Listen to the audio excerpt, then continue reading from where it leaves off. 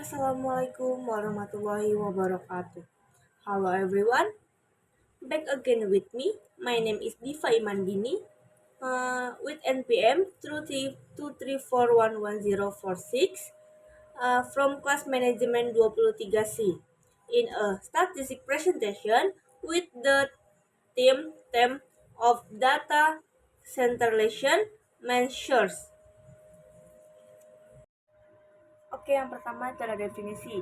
Data centering is in a statistic is a concept that refers to the presentation of data that focus on the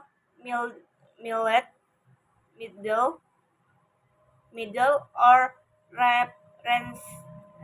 representative value of a data set.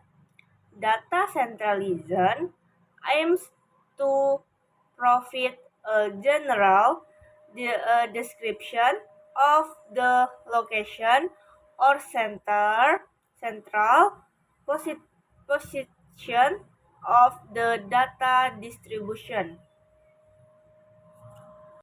Oke, next, data centralization function. Yang pertama, helps understand general trend in data. Yang number two, result in variation fields such of economics, education, and research for the decision making. Yang ketiga, as a basis for advanced statistical analysis. Yang keempat, helps with prediction and planning. Jadi, maksud yang ketiga itu sebagai data analisis statistik lanjutan. Maksudnya, ukuran pemusatan setiap mean sering dilakukan sebagai dasar untuk menganalisis statistik lebih lanjut, seperti analisis varian, standar deviasi, atau regresi. Yang keempat itu maksudnya membantu prediksi dan perancangan. Maksudnya, ukuran pemusatan data digunakan untuk membuat prediksi atau perencanaan. Contoh, rata-rata pengeluaran rumah tangga digunakan untuk menentukan anggaran atau rata-rata hasil panen digunakan untuk perencanaan distribusi.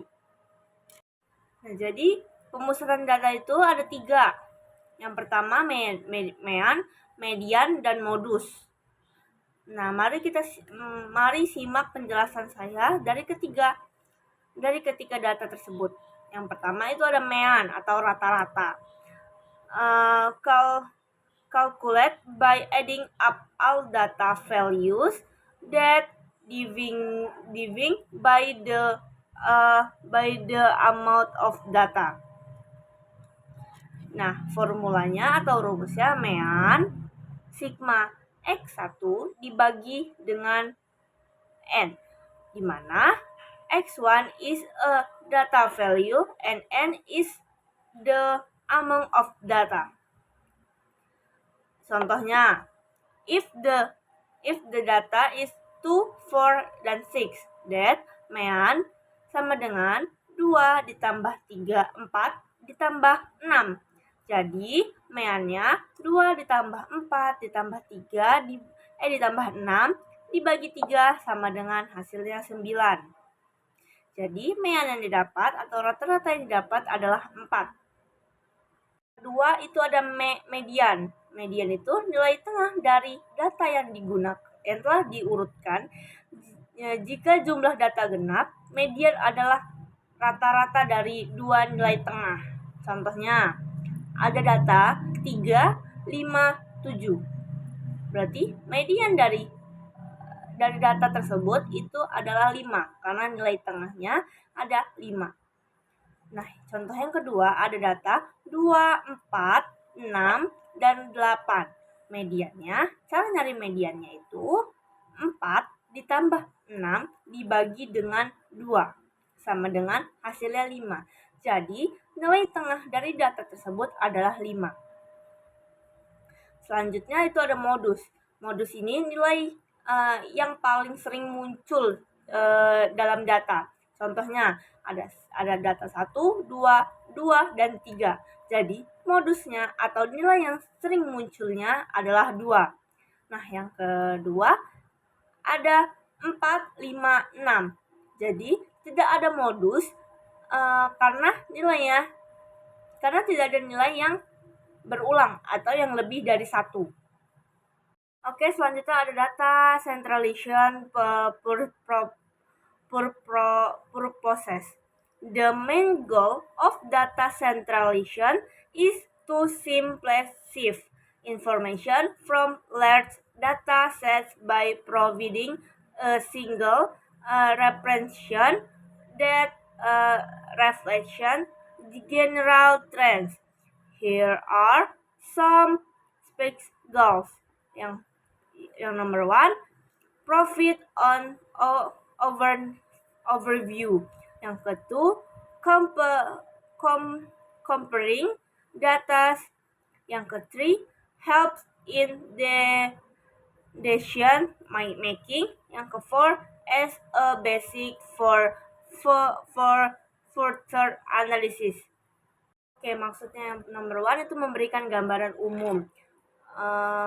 Memusatkan data, membantu memahami bagaimana data terdistribusi secara umum, sehingga kita dapat menggambarkan pola atau karakteristik dataset secara keseluruhan tanpa harus menganalisis setiap nilai secara individu.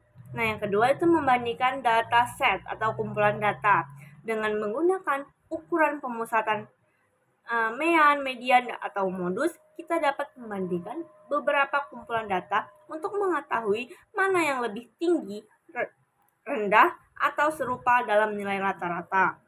Nah, yang ketiga itu ada membantu dalam pengambilan keputusan.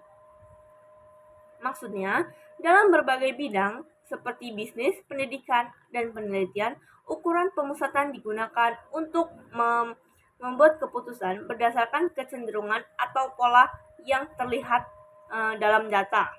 Nah, yang terakhir itu ada sebagai dasar analisis lanjutan, yang artinya pemusatan data sering menjadi langkah awal sebelum melanjutkan ke analisa statistik yang lebih kompleks, seperti penyebaran data, varian standar deviasi, atau uji hipotesis.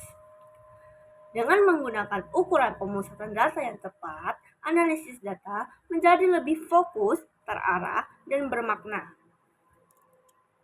Oke, kesimpulan dari yang saya ambil bahwa pemusatan data itu ukuran ini membantu menyederhanakan, merepresentasikan kumpulan data yang besar dengan memberikan nilai yang mencerminkan kecenderungan umum atau nilai tengah. Dengan menggunakan ukuran seperti MEAN, modus, median, kita dapat memahami pola data, melakukan perbandingan, membuat keputusan, serta menjadi dasar untuk analisis statistik yang lebih kompleks. Pemusatan data sangat penting dalam berbagai bidang karena memberikan cara yang efisien dan efektif untuk menganalisis informasi, mengidentifikasi tren, dan mendukung prediksi atau perencanaan. Oke, mungkin nanti saya akan memberikan contoh sedikit di akhir video. Baik, di sini saya akan memberikan contoh yang MEAN atau mencari rata-rata. Jadi rumusnya itu X bar sama dengan sigma frekuensi dikali XI per sigma FI. Jadi yang kita mencari itu frekuensi atau nilai tengah, XI atau nilai tengah. Jadi caranya itu 20 ditambah 24 dibagi 2. Hasil 20 dibagi dengan 24 itu hasilnya dibagi 2. Dapatnya 22. Dan begitu terus sampai angka yang paling bawah.